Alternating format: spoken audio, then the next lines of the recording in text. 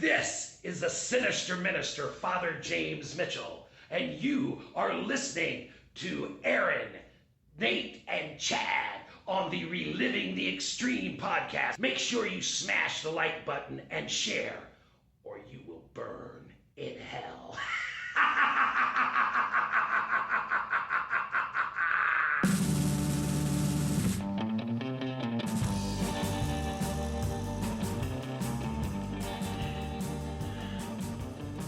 This week on Reliving the Extreme, we are into April of 1994. April 5th, 1994 is the episode of ECW that we are discussing. Nate Maxson here with you, along with, of course, my brother Aaron. Hello, everybody. And the worker of the group, Mr. Chad Austin. That's what's up. How's everybody doing out there tonight? Well, I'm all right. I mean, are you waiting for people to respond just so you can kill time? Yeah, pretty much.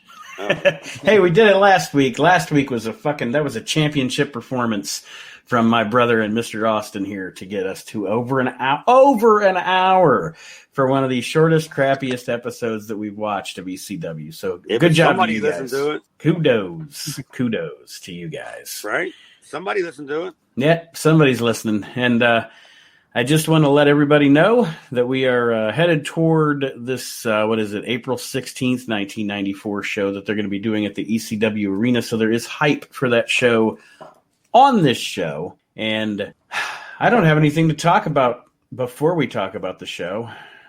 The only modern stuff I've watched this week is Dynamite. So I don't, not a ton of comments on that. I am glad Adam Page is back on the show. That made me happy. Didn't I see people, like guys hugging guys, like in the crowd for that? It was quite the moment. I mean, because I've told my wife, because when I was a scout, like a talent scout for a bunch of other companies, I had to be subjective about good-looking women, good-looking men, right? Like, right. I just couldn't be like, oh, I don't like him because he's good-looking. Like, I feel like a threat, and I just like, that's a good-looking guy. I mean, And she looks at me, and I'm just like, what do you want me to say? I mean, I'm not going to blow him in the fucking, in a rest stop bathroom or anything, but that's a good-looking guy.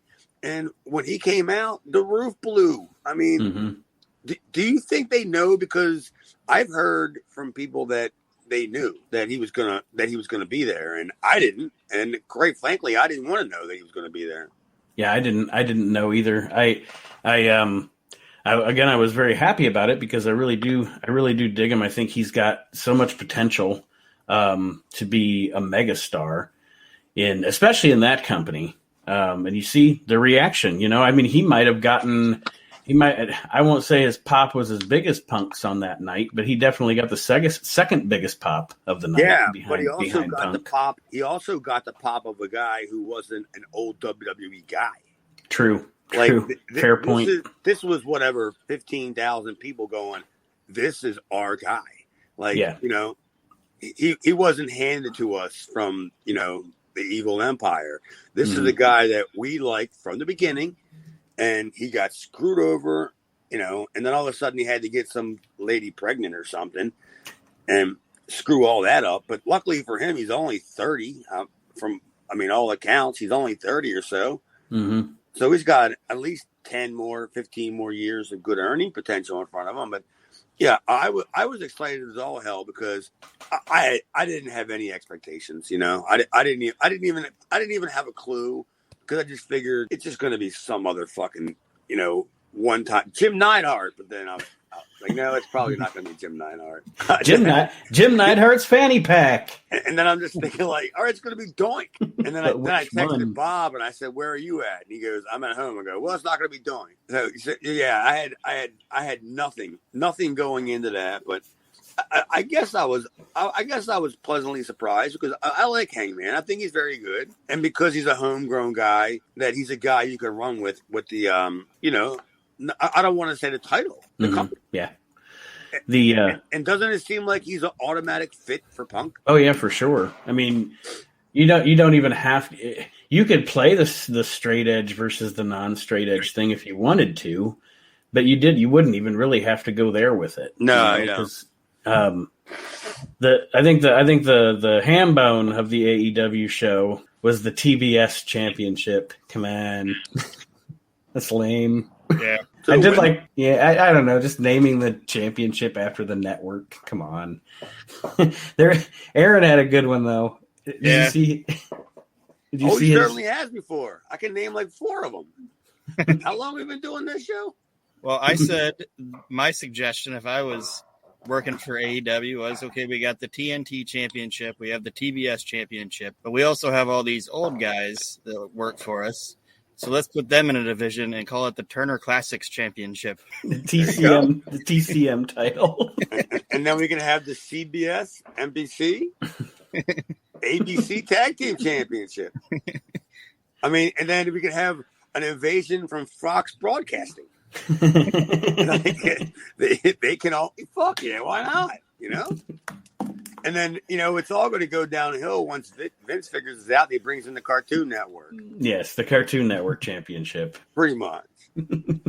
It wouldn't even be a Adult Swim. Well, here we go. April 5th, 1994, ECW. We open the show with the Bruise Brothers doing another squash match, which is effective. They beat the ever-loving shit out of these 2 guys. I don't know who these 2 guys were. I saw Stormin, so I knew it was the Stormin guy, whatever his name is. It wasn't even the same 2 guys. It was a clip from last week. It was a clip from last week. Oh, was it the same match? Yeah. No. It wasn't? No, this one they were beating up Stormin Mike Norman and some other guy. They didn't say his name, but he had like a poofy mullet and like a terrible mustache. So I just put it was the Bruise Brothers versus Stormin Mike Norman and Little Pedo, because that's what he looked like. He looked like a little pedophile. Could it have been Guido? No, because I don't think Guido ever had a giant mullet and a pedophile mustache. Well, I'll agree. I didn't think he had that either. And this guy was like, the little guy was just little. Like he was like a stick.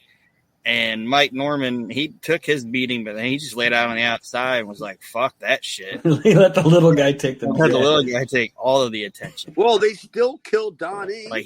Because Donnie would be that guy. Like, me and Donnie would argue over who was going to take the bigger beating in the match. And because that gets you the most TV time, right? No, it's not even that. It's just that if I thought I was better at it than him, depending on who it was. Especially against the Rottens, or guys that have already worked. Mm-hmm. If it was guys that I worked, and I'll be like, okay, well, I've worked them before. Let me take the heat because I can take the, I know they do this whatever move, and I'll take that better or whatever. But there was absolutely no chance I was going to step up and interject myself into the Harris Boys match. No. I'll save myself for whoever I work later on in the show. So once again, as we say every week, the Bruise Brothers were made for ECW, doing it again this week with a squash match, which is effective for them. Really, if you're going to be talking them up to the big shows, like to face Public Enemy or whoever is the champion or what have you, the best thing I think to do with them is old school wrestling mentality. Just have them do good squash matches. You don't want to show their weaknesses before you get to the big show, what I'm saying makes sense. You don't want to show them be vulnerable until they're in the main event style match. So having good squash matches every week for them to hype them up to get to that show, I think is an effective use of them for this purpose. Quite honestly, I haven't really put any thought into how I would have booked them at this point. But now that you mention it, yeah, squash match. And maybe they could have ran through Public Enemy, and then Public Enemy been like, "Oh, Johnny, I didn't know what the hell," I had no idea, Johnny. Yeah. Did you see the size of that guy? But I mean, that way, that maybe could have gave. I don't know. I'm just spitballing here. That could have gave Public Enemy some sort of an edge because they had to go because they were always like generic cheap rappers, the guys that you buy their CDs at the dollar bin that that they never had really a hit. They had a song that your friend may have asked you if you've ever heard about, but they were just kind of generic. But yeah, but trying to put them against the Harris brothers is like putting the fucking, the square fucking peg in a round hole kind of thing. Or like Nate would always say, a hat on a hat. There you go. I was going to get it in today, whether you liked it or not. And as I always say, I stole it from Jim Cornette, and I'm proud to have done so. One of my favorites. Yeah, this show to me, it just smelled bad, like literally from the start. Because Jess was the lovely Miss Jess was in the kitchen cooking dinner, and she just heard me fucking going, "Oh Lord, Jesus Christ!" And then she's like, "What's wrong, hon?" I go, "I'm on TV." But when Aaron said it was my turn to pick the ham bone of the week, because I was shocked. I clearly thought I must have did it a week or so ago. Then I'm looking at my notes, and I see 3 names coming up that can I pick more than one? Oh, yeah. Whatever you want to do with it. It's our show. You can do whatever the hell you want to do. Aaron, anything else on the Bruise Brothers deal? Just that it was, like you said, it is what it needed to be. And the little guy, whoever he was, he took a hell of an ass kicking. So good for him. I wish I could remember who he was, man. When they threw his fucking ass halfway across the ring, it was fucking insane. And then they booted the shit out of him and pinned him. And like I said, Stormy Mike Norman, he was like, nope, I'm good. Just chill out here.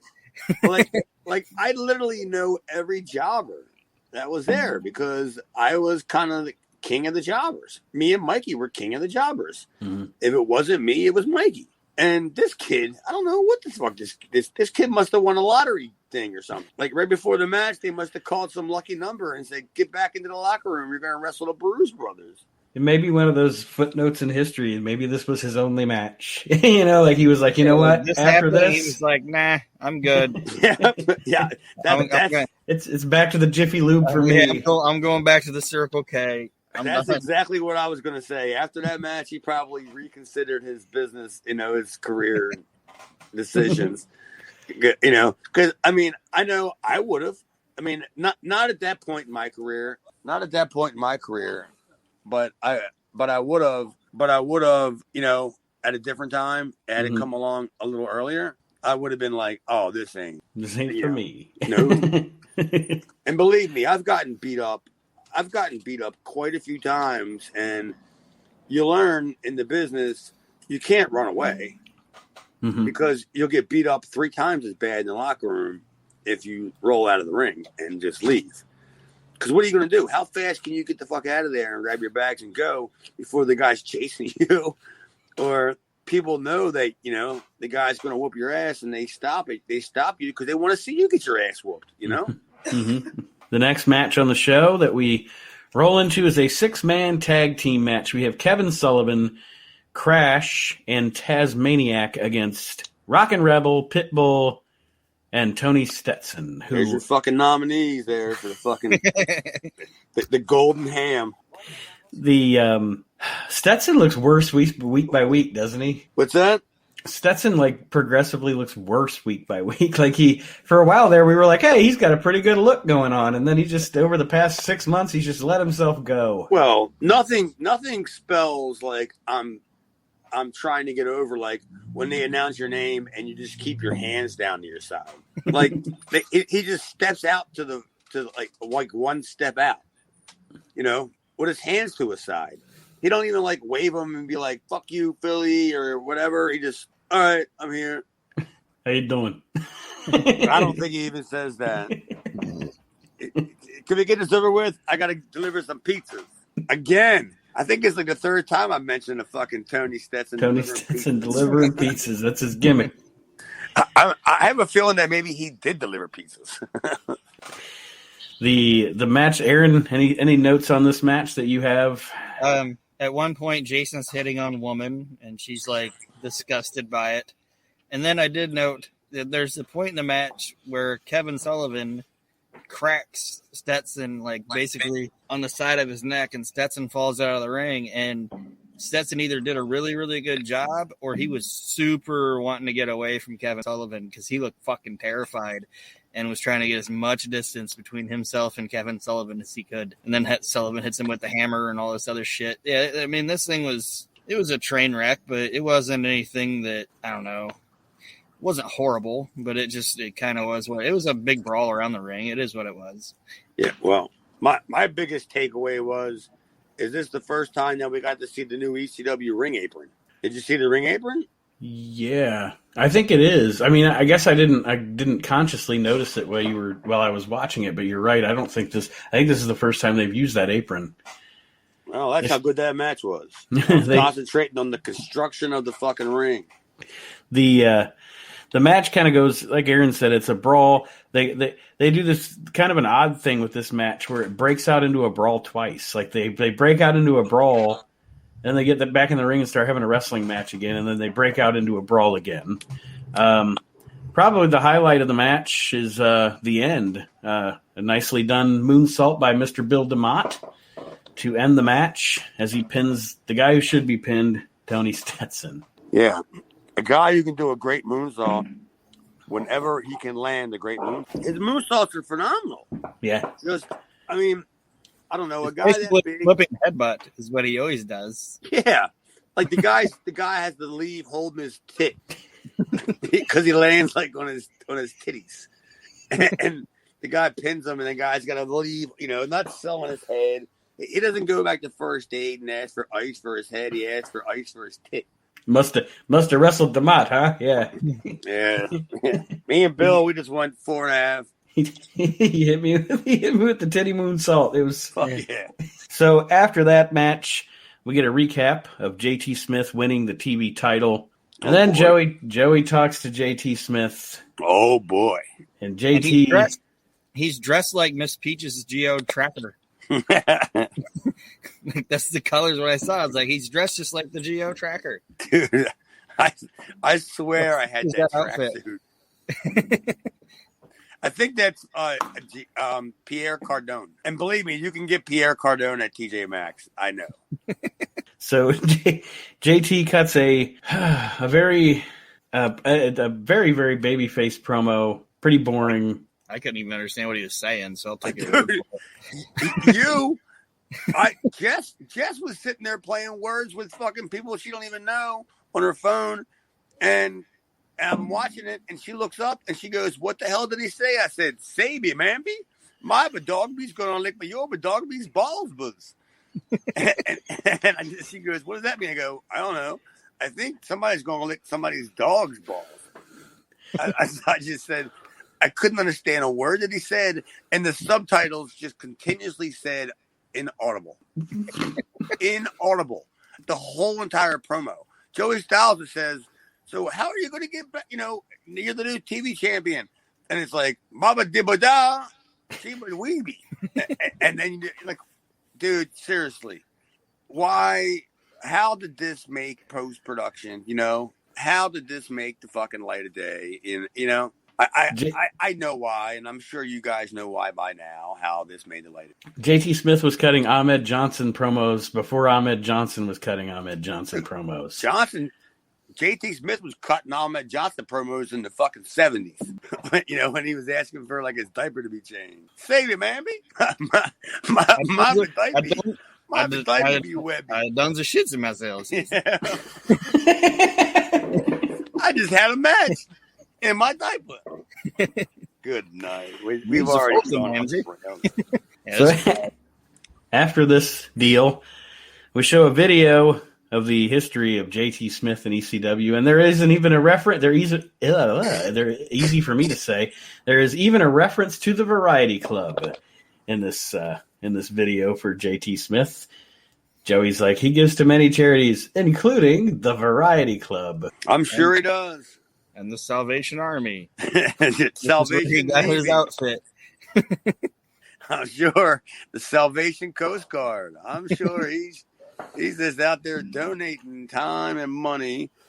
I mean, did any of you two get the feeling that they were trying to make JT the martyr before Tommy Dreamer? Yes.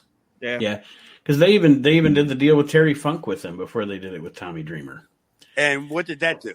Absolutely nothing. It ran Terry Funk out of the goddamn company. I mean, well, what's it going to take to run a 47-year-old man out of an independent company that's paying you on a weekly budget, that he says, I don't even want to be here anymore. Got me putting over in mush mouth. I can't do this. Sorry, Paulie, my horse is sick. Yep. Classic. I think I've heard that twice. I heard it in ECW. I know that's how he quit on Vince in '86. Is that what he did? Yeah, he left a note saying that he had to go home. He had a sick horse, and that's when we got Jimmy Jack Funk, because Dory stuck around playing Haas. And Terry was like, "Fuck this shit, I'm out of here. I got my Hogan money. I'm out of here." Well, I think we got it in ECW, not at the arena, but at a couple of house shows. That, it was one of them triple shot weekends of love that Paulie would book. Mm-hmm. That nobody would know about. He would just scam some nightclub, you know what I mean? You know how it works. And then it'd be like, oh, well, Terry Funk, his horse got sick. This fucking horse, you might want to take his horse to the doctor. This horse is sick, all the time. This horse is a hypochondriac. I've never seen a COVID. Like way before COVID. Terry Funk has the world's only hypochondriac horse. Yeah. I just loved the fact that they were just this was before Dreamer, that they were just literally trying to put JT Smith in that spot. And I don't know. Do you think it was right after this aired that Paul said, I don't know? Maybe. Well, the funny thing I wrote about this video, honest to God, I wrote about this video. If you only saw this video, if you had never seen JT Smith before, this is the first episode of ECW you've ever watched, and you ignored that promo. If you only saw this video, you would actually probably like JT Smith until next week, because they showed the highlights the way they showed him getting the upsets. They showed him, they didn't show him getting folded in half by Mike Awesome, but they showed him getting the upset over Mike Awesome and different things like that. They definitely did a decent hype video for him, and definitely didn't show any of the bad stuff. I didn't know there was any fucking highlights. I thought every time they showed a video of him, even in a positive light, they showed the Mike Awesome clip. Dude, that's news to me. I'm going to have to go back and watch this, because I'm like, yeah, they don't show putting this guy over. They don't show him getting killed in that match. They show him with the little small package where he actually got the upset over Awesome in that match. Don't accuse JT Smith. Yeah, one of us is going to pick up on that. Yeah, don't accuse JT Smith of ill-fated things, Got a little small package. Say, but man, what about me package be? Jesus. We're going there. Oh, well, at least one of us is going now. So. I want to see JT Smith and Tony Atlas do a podcast. Are you fucking kidding me? I'd listen just to not know what the fuck they're saying. Their first guest on the inaugural show, Tony Norris, otherwise known as Ahmed Johnson. Well, no, you couldn't have him, because nobody really likes him. Like, even guys that never even work with him don't even like him. So you probably couldn't have him. But yeah, I would give anything to hear that show. I would tune in. I'd wake up whatever time it comes on, and it's time for Rex's butt. And then you hear Tony go, huh, huh. Oh, dude, tell me that wouldn't. I mean, why would we be in the podcast business if they did a podcast? I'd just get out of the way. Yeah, what? Jim Cornette would take a fucking side track to that. Yeah, I'm stepping aside because Tony Atlas is talking on a public platform. Tony Atlas and JT Smith won the pony. Oh boy. That's an automatic doozy right there. And I think I just figured out who my fucking hambone of the week is. And I don't even think he works there. After the JT Smith video, we have Paul E. cutting a promo. He talks about JT Smith and kind of mocking the Rocky story they're trying to tell him. Actually, he calls JT Smith brain damaged. Yeah, he says, if you don't believe me, just watch that last promo he just did. Did he say that? Yeah. Oh, he was like, if you don't believe that JT's brain damaged, just look at his promo. Well, that's great. That's great considering if you're suspending disbelief and you don't know that Paulie's doing editing, Mm-hmm. if you don't know Paulie's doing editing, then literally just take in consideration that you think the show is live, that he's sitting backstage watching the monitor, and then he's just going, I don't know what the fuck this guy's saying. Like, and then somebody goes, I'm just saying. Somebody goes, all right, guys, you're up. Go out there. And then Paul's got to go out there and do a rebuttal, and he's like, I don't know what the fuck this guy just said. How do I rebut something when I have absolutely no idea what he just said to me? Yeah, how about you refront me? For all I know, he was complimentary. Yeah, he could have said he liked my car wash. He's a big fan of my mother. I don't know, but yeah, that's sometimes that's just like putting a hat on a hat. I think Mike Awesome has made his way back to Japan at this point, because if you remember last week, they were hyping that they were going to, you had the whole thing with Sabu, with Mike Awesome costing 911 costing Mike Awesome the match with Sabu. So they were hyping that we were going to have a 911 Mike Awesome match at the show. Now, as of this week, they're hyping that it's going to be 911 versus Crash. So I'm assuming that Mike Awesome has made his way back to Japan. And what month was this? This was April of '94. I was getting ready to say, because that was getting ready to be. I think what did they do, Nate? Maybe you might know. I don't know, Aaron. If you're a big F&W fan, they may have did mid-January through mid-February and took a few weeks off. And then I guess maybe it's because of the weather. I don't know what their weather was there, but they would have retooled kind of thing. So yeah, that makes about sense. Yeah, calendar wise, to go, and I mean, he's going to want to go there and make his money as opposed to here and make his money, because I'm sure he's making much more in Japan. So I guess my question, Chad, though, is do you know if they. When, like, say, Mike, I'm just going to use Mike Awesome as an example. When he would come to work did they have contracts with FMW?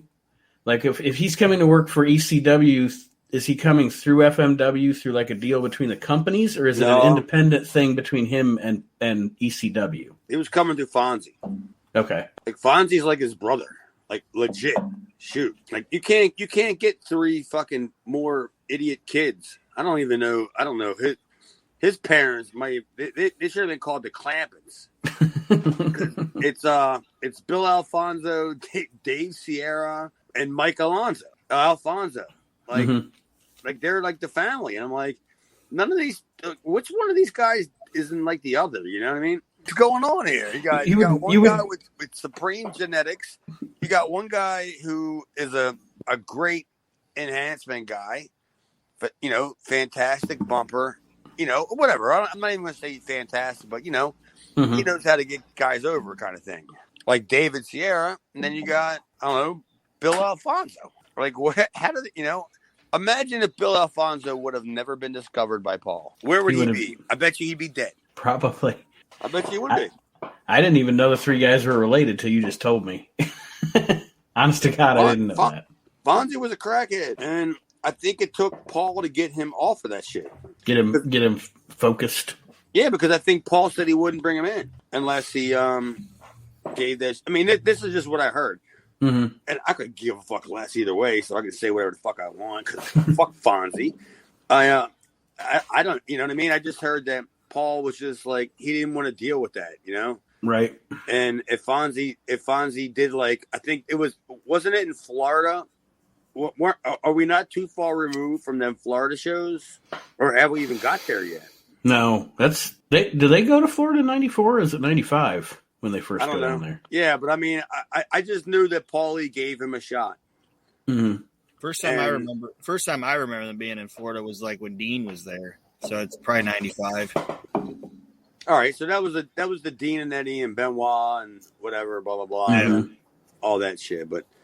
Yeah, I think he gave him. I think he brought him in for like let's see how this works. If I can put you on the road and you're fine, then I can use you.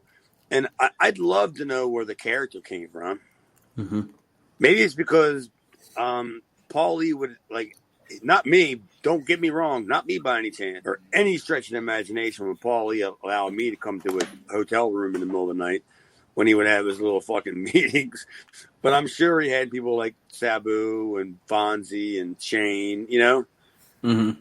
Probably later on, not Hack Myers, but what's his name? Sandman. Mm-hmm. Them guys would come in there, and somebody had to. If I had to guess, I bet you Sandman's the one that said, why don't you make Fonzie a character? Probably because at that time he was probably getting crack for. Yeah, he's got the good shit. Yeah, he was getting crack for half the guys to begin with. That's probably where it all started. And then when Paulie gave him an opportunity, Fonzie did good, man. I'm not gonna lie. I didn't know the guy. I met him like just at the shows, kind of thing. Mm-hmm. We didn't exchange Christmas cards. It was like, hey, he was like, hey, what's up, Daddy? Oh, good Lord, Jesus. I tried to hand him some floss, but then I realized I didn't have a big enough rope. He could have hung himself with the floss that I was giving him. Up next, we have Joey Styles in the Eagle's Nest talking up the new Sandman, as Sandman is completing his turn here, his heel turn. They're actually doing some explanation of things during this segment. I didn't dislike this segment. They show us the footage with Sandman and Tommy Dreamer from Valley Forge. Aaron? I didn't dislike it either, and it's actually Sandman is the first character they're actually doing some kind of fucking development with. You know what I mean? Like, I know they have Sabu out there, and he's crazy, and they talk about he's crazy, but you don't know anything about Sabu. You just know he's fucking nuts. Mm-hmm. You don't know why. He's just suicidal, genocidal, homicidal, whatever, but, like, this is the first real, like, character development that ECW is doing. Yeah, I mean, this is the first one that they started going in depth with. Yes. Let's not forget. I mean, they did their ass with Paloma like before. And this is not a rip. I'm not going anywhere with this, guys. Mm-hmm. I'm just saying they really tried to sell you on Paloma. Yeah, they did. Because that was who they had. Mm-hmm. And they show the match highlights from the match between Tommy Cairo and Sandman from Valley Forge. Cairo winds up beating the Sandman, but Sandman attacks Cairo afterwards. Peaches is involved. Of course, Sandman's going to hit her with the chair, but Cairo makes a save, so Cairo winds up taking the chair shot. And, I mean, again, this is well done. I like the fact that and Aaron mentioned it last week, they're making reference to the Sandman's turn being like he's going from black and white, and they show him in black and white whenever he's on the screen, and I think that's a neat touch. I totally forgot. I haven't watched this stuff in a long time, and I totally forgot about that. Yeah, Sandman's promo, it wasn't bad. It wasn't bad at all. Like, I kind of sat there and I watched it, and then I was just like, I guess I thought like you, Aaron, or Nate, where you just said, okay, this is the Sandman that we know. This is like you would have thought it was gay. Sorry, if you would have had a surfboard behind him, you know what I mean? Or he'd have been like, "Hang 10, Ray Odyssey," right? But no, he was like, "Dude, fuck all this shit.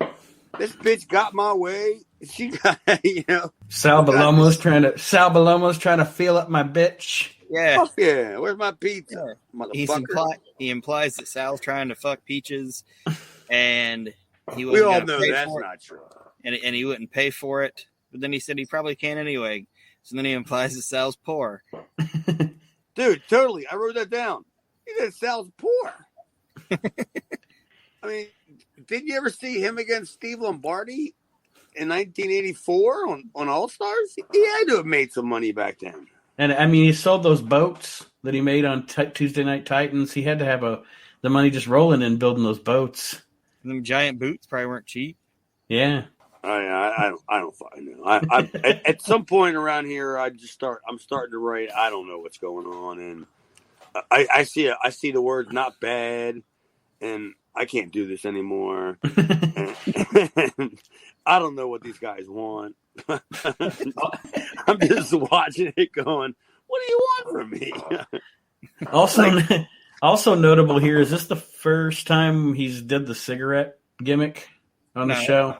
No? No, he did it at Cabrini College, right, Aaron? No, he didn't do the cigarette gimmick there. He did it. The first time he smoked the cigarette was when he Sully interviewed him, and he said, "Life's a bitch, and then you marry one." And then you marry one. But that was taped at Cabrini College. No, that was taped at that place in Maryland.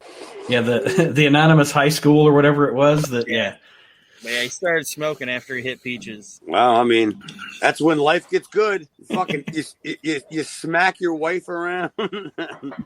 Start smoking. And then you start drinking first, and then you start smoking, and life gets to be a hoot, Gibson. You sell your surfboard and your wetsuit. And your life. For a pack of Winstons. Well, next we're featured to a match between Sal Balomo and Sandman. Well, it's supposed to be a match.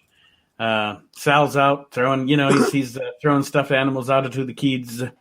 And again, I think it's cool that when Sandman's on the screen, it's in black and white. The actual switching of the color of the screen when they go back and forth from Balomo to Sandman. And Sandman gives Balomo a nice spike pile driver, and Joey Styles actually said, "Oh, no toys for the kids." Oh, so, yeah. Yeah, I put on here that Sandman spikes Sal, and then he empties his sack all over Sal Balomo. Oh. I didn't know it was that kind of show. And this show took a turn. He rips all the stuffed animals up, and Joey says all the kids in the crowd are crying because their hero Sal has been destroyed, and now I'm crying. All the stuffed animals are destroyed, and we keep saying it, but this might be it for Sal. We thought it last week. Nate said it last week. He was like, "We're not going to see Sal again," and I'm like, "Oh, Sal's back." Dude, we said the same thing about Tony Stetson 4 months ago. Stetson's a bad penny. Fucking Balomo's a bad pepperoni. They just keep coming up. Yeah, you might be right though, because Sal leaves this segment covered in stuffing and holding a ripped up stuffed dog. I think it may have run its course for Sal Balomo and ECW. You think? Oh no! Are we gonna bet on this one? Unless he's getting caned. That could be the only way this ends, if he gets caned. Oh, wait a second here. Does he get caned?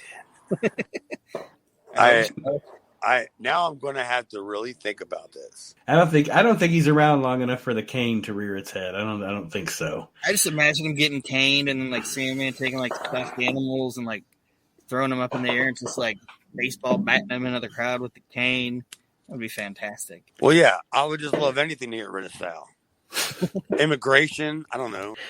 We now get a video hyping up the match between Hawk and Shane Douglas for the ECW title. Angus Khan. Yes, Angus Khan, because that's Hawk's music. And now, the star of the show, Mr. Chad Austin, is in action in our next match against Hack Myers.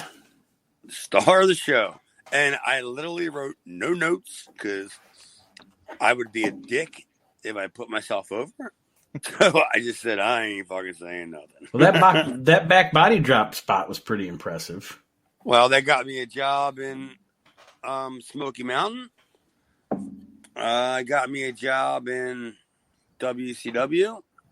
It got me a job in a lot of places. And do you know who I stole it from? No. You're probably not even going to believe it. A fucking guy who was a job guy for Cornette in Smoky Mountain, Chris Hamrick. He would do the all the way over flip, body thing, and I said I can do it, but I mean, how do I do it to where it looks like it's believable? But there's not enough time here. We clearly don't have enough time on the show to explain this, but there's an art to it. That how you position your elbows and your shoulders on the guy who's giving you the backdrop, to where you can pivot yourself off of them, and if you're athletic enough, like me, to do it. Now, does your and obviously excuse my ignorance because I've never worked a match in my life, but does your when you do that move, Does your opponent play any role in that whatsoever? Like what you're doing there, or is that all you? It depends. It honestly depends. Is if there's a follow-up spot where I have to get up, you know what I mean? Mm-hmm. But if I had like bruiser bed shit, like when he gave me one and I had to get up to like feed for a clothesline, then I had to get up again. I'm going, you've already killed me. Like, like what else are you gonna fucking do to me? That if I get up, I'm killing you.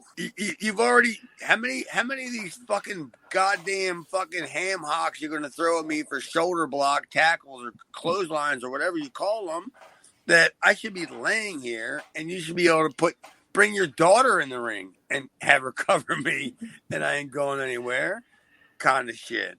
The match itself ends with Chad getting a pinfall over Hack Myers with a leg drop off the top. Did you guys think it was a bad match? No. I thought that. I mean, because you got to take in consideration that me and Hack were only what was this 94? Yep. I was only 2.5 years in, and Hack was probably only a year and a half in. And I guess I was kind of glad that I got to work with somebody like Hack. Mm-hmm. Like somebody that I knew, so that it wouldn't be like the shits. And we always used to wrestle around at the school kind of thing. You know what I mean? Mm-hmm. So I figured like he knew what I was going to do, and I don't think he was a big fan of. Well, as a matter of fact, I knew he wasn't a big fan of thinking that I was going over. Not a big fan. When I was watching the match, I honestly thought you weren't going to go over the way that the match was going. But then I thought, oh, look, that's how you do a quote unquote upset or what have you. It shouldn't have looked like Chad was going to win. Well, if you listen to Joey Styles, you should have known from the fucking beginning. I was the underdog, and Hack Myers was the underwear, and it was just like everything Hack did. It was like, I think he's destroying Chad Austin. And I'm like, you should be putting over Hack Myers. Mm-hmm. Don't put over me. You should be saying how devastating. And he's like, Chad Austin, I don't think he's going to get out of here alive. I'm going, Hack Myers. Why are you continuously putting me over, when Hack Myers is clearly supposed to be the focal point, and therefore, in my opinion, it would have meant a whole lot more if you were to continue to put over Hack Myers. Mm-hmm. I mean, hindsight, right? Right. Like, if Joey Styles would have thought about that back in the day, he probably would have just put over Hack Myers and just be like, oh, all of a sudden, whatever happened with the kid and Razor and all them other crazy, upsets, that it could have been like that. But no, he's calling me a young upstart halfway through the match. Like you said, hindsight 2020, he probably would have done it differently. The next thing, the next thing kind of confused me a little. I guess I don't know. Did anybody else think that the Public Enemy Sherry thing was a little disjointed? I don't know. I thought maybe Sherry was a little bit. She was a little bit. Let me see. What year was this? You said this is 94. Mm-hmm. She was probably a little bit in the bag. And literally, this was probably taped after a show. Yeah, I was gonna say it was. I was about to say when I watched it, I was like, "This is like 2:30 in the morning." I probably said 32 times because I don't want to shit on somebody, but yeah, it was probably taped way after the show, and Sherry looked like she was just so goddamn tired, And Public Enemy, they were probably still partying, Yeah. Johnny. The next deal, we get a promo from Jason. Aaron, anything? I love it when you talk about Jason promos. Well, before that, we got more Angus Khan. They keep playing Angus Khan. Oh, yes. But at first, I thought he was behind a Taco Bell. Like the building looked like the side looked like the Taco Bells did back in the 90s. I'm like, so they were just, let's go back behind this Taco Bell and have Jason cut this fucking rambling, nonsensical promo.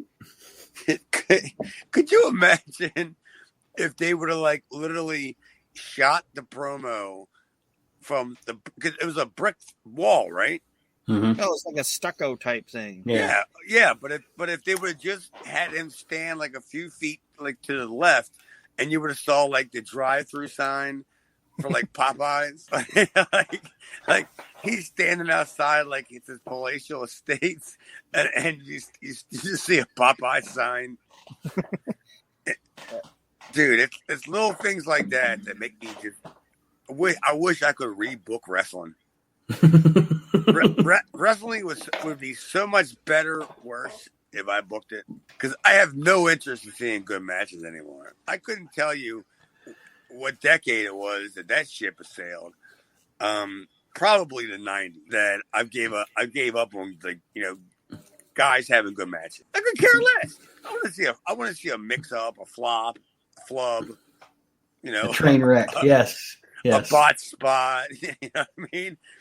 I want to see girls that have never been in the ring before, and you're putting them on TV for the first time on live. Oh, that's like I said last week when we were talking about the indie show we went to. I don't care if I spent $25 on the ticket and the show's a train wreck, because the train wreck is so much fun anyway. I still got my money's worth. Yeah, I mean, I got my money's worth watching. Who was it? I don't know. What was Wednesday night? Danielson, maybe? I don't know. Whoever it was. Watching them guys. Mm-hmm. Whatever, whatever. It was Punk and Danielson. That was last week.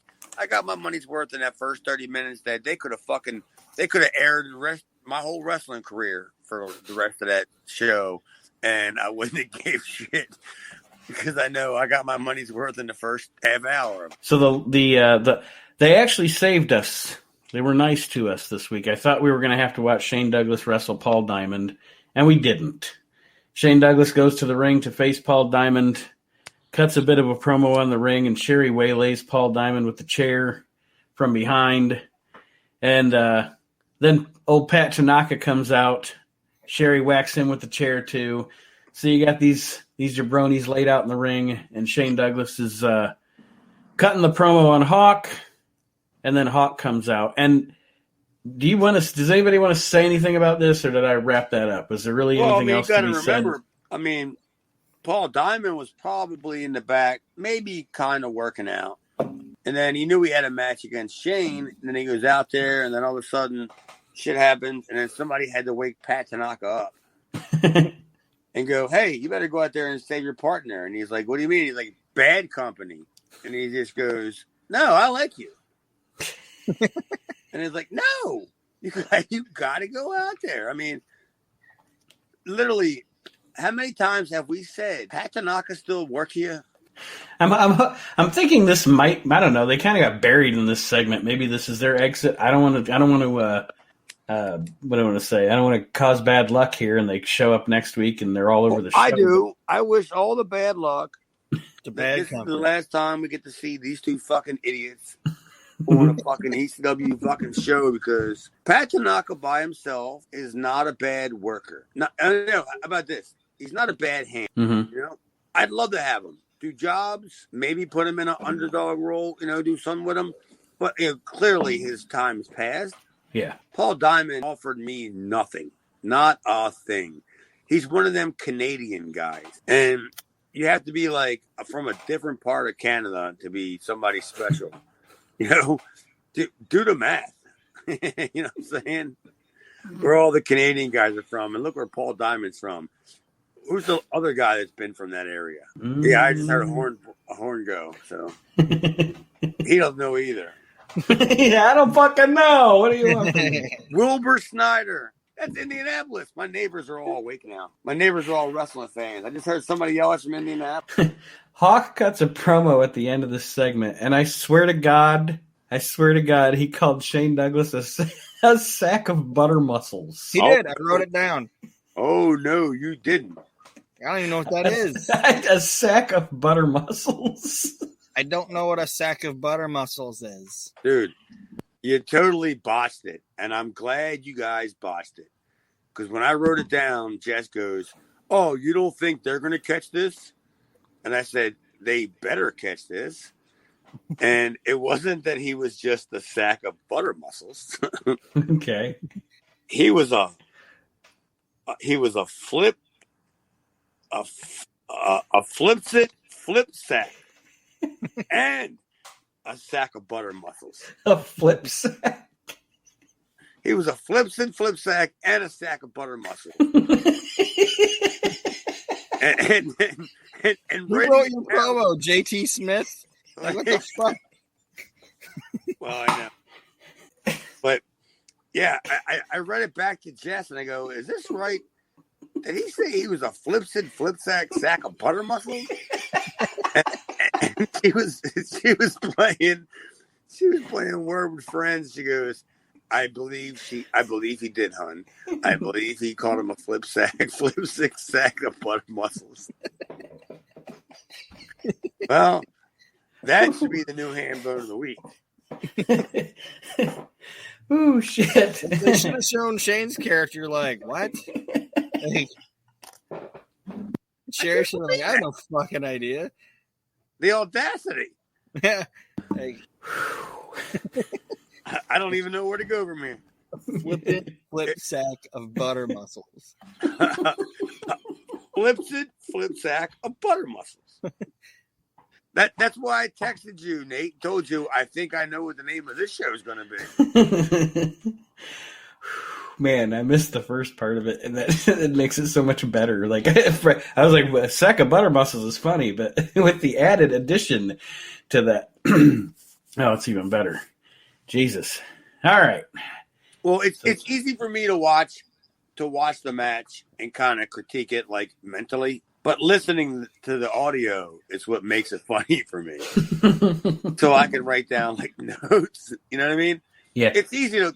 I can turn the volume off, and listen to our show, the Reliving the Extreme podcast on any platform, and I can sit there and watch the show with the podcast off, but hearing the fucking audio, and then you hear a flips it of sack of butter mussels. I mean, if my wife's the Miss Jess's ears perk up, then they hit a nerve. I don't know what any of that is. Neither did Hawk. Dude.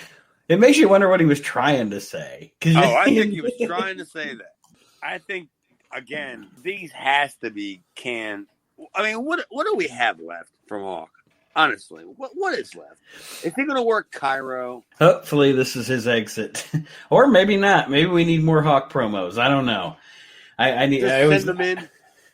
I always need a title for the show every week. Hawk can just provide those for a few weeks for us. Like, doesn't Hawk do like 2 or 3 other like independent? Like, didn't he go to Smoky Mountain too? And then he go to like some other. Like, I know he came in Baltimore, but we never had TV.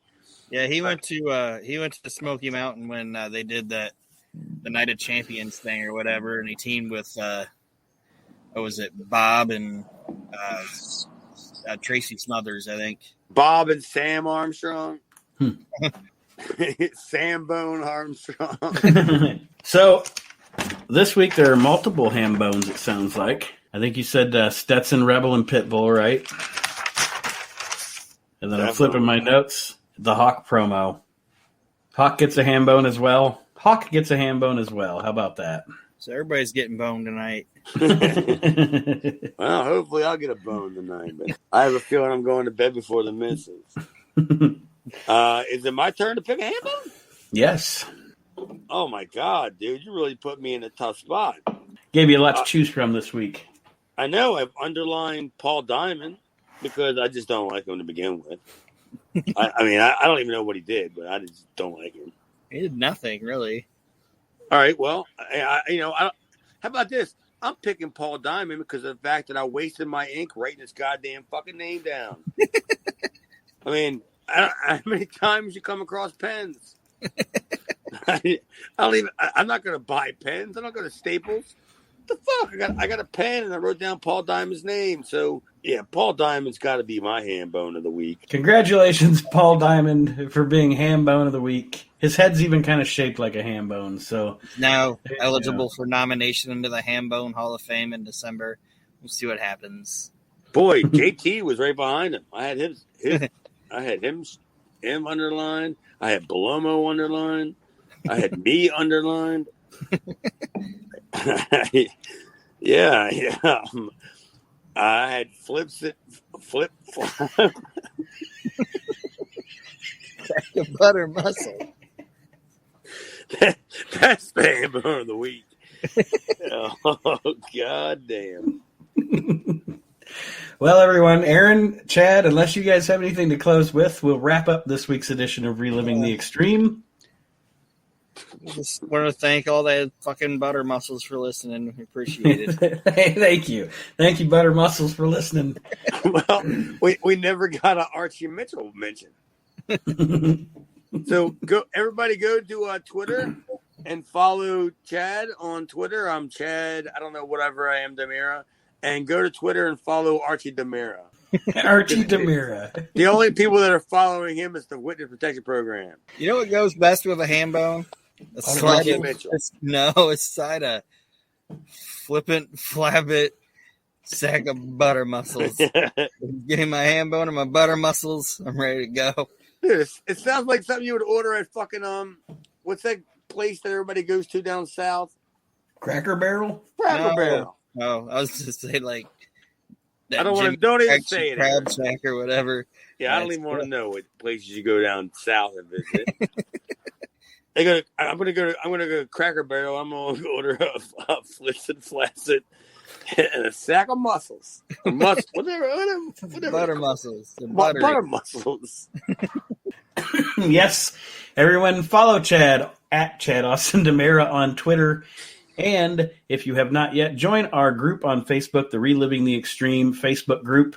Do that as well for show updates and different conversations and things like that. And if you are so inclined, check out the We Can't Wrestle podcast as well. Well, that being said, don't forget to check out Chad's video vault. Yes, absolutely. It's a private group. I mean, there's only 14,000 people there, so I keep it pretty closed. But I mean, if you're interested in some old time videos, I'll gladly accept you into my little gated community of old time wrestling videos. Just make sure you keep your goddamn lawn mowed.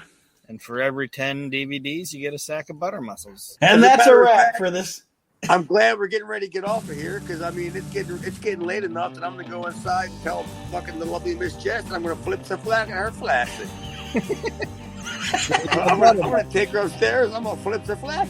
All of a sudden, it's turned into cornet. I don't know what the fuck. Thank you for joining us, everybody, on this week's edition of Reliving the Extreme. Have a great week, and we'll see you next time, Hambones.